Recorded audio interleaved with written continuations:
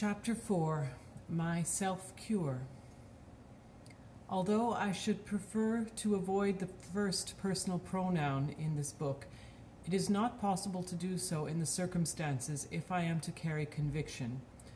For, as already implied, 1 ounce of experience outweighs a ton of arguments. My first patient was myself. It happened in this wise. During the last war, at the age of 34, I presented myself for medical examination under what was called the Darby scheme, and was rejected by 4 examining doctors on the grounds that I was consumptive. Moreover, I was urged to put myself under the care of a physician. Consequently, I consulted a specialist. He, however, treated my condition as not very serious, told me I was more a catarrhal subject than a consumptive one, and advised plenty of fresh air, sunshine, and a nourishing diet. I followed his advice, and in 1 year put on 28 pounds in weight. Nevertheless, not being satisfied with my condition, I consulted another specialist, who informed me that both my lungs were affected, and despite what the previous specialist had said, I was consumptive, and must keep up my strength on a diet rich in sugars and starches.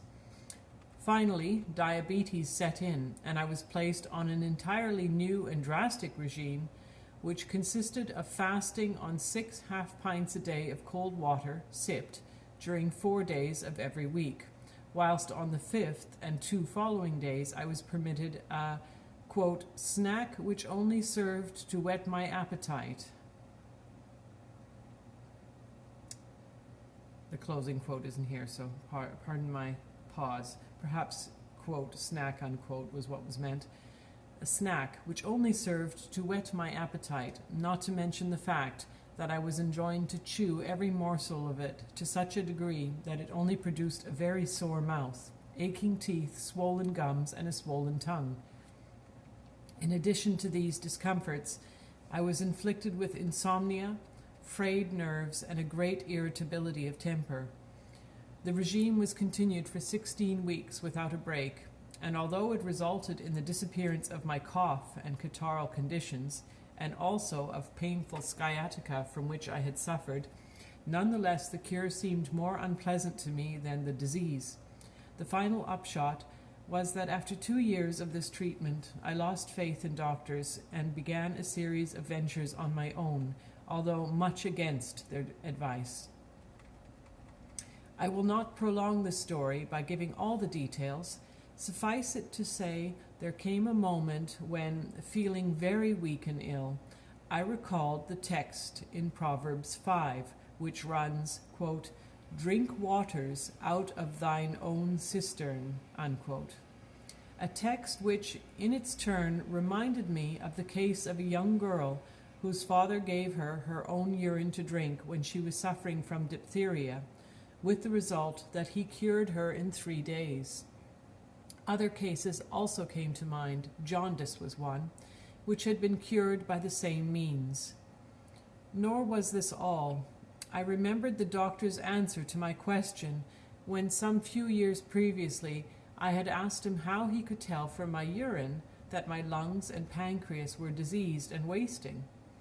I even remembered saying to him, in my then innocence, "If I am losing vital tissue and sugar through my urine, then why not drink the urine and replace these elements in that way?" To which he had replied that the organs could not assimilate, quote, "dead matter," unquote. This, however, as I have proved since, was nothing but a theoretical fallacy. And here, to digress for a moment, I grant that it is unwise dogmatically to assert that any given script or text of Scripture denotes this or that, for many people read into the Bible exactly what they themselves wish to find there. Nevertheless, I believed and still believe that the text I have quoted, and many others also, bear reference to that vital fluid which is within our own bodies. And believing it, I acted in accordance with that belief, to find in the end that it proved to be my physical salvation. Fortified by my faith in what I thought to be the correct interpretation of the text, I fasted for 45 days on nothing but urine and tap water, and this, despite the doctor's assertion that 11 days without food was the limit to which a human being could go. I also rubbed urine into my body, a very important factor in the cure, with which I shall deal in chapter 17.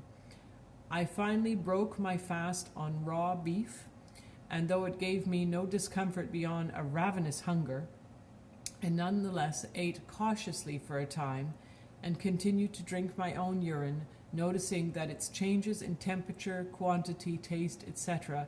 depended almost entirely on what I ate or drank and on the amount of exercise I took. At the end of this treatment, I felt and was an entirely new man. I weighed 140 pounds, was full of vim, looked about 11 years younger than I actually was, and had a skin like a young girl's. I was 36 at the time, and am now over 60. Yet by dint of drinking every drop of water that I pass, living on a well-balanced diet, and never eating more food per diem than I consider the body requires, I look and feel much younger than most men of my age, and keep free from those major and minor ailments to which the body is said to be heir.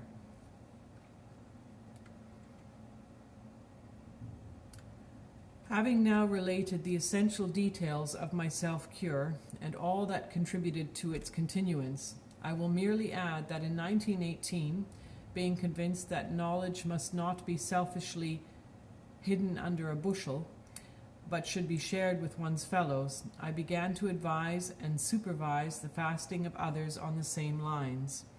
The rest of this book is therefore largely devoted to results obtained on those, suffering from a variety of diseases, including medically diagnosed cases of cancer, Bright's disease, gangrene, and many others from which the orthodox standpoint are labeled incurable.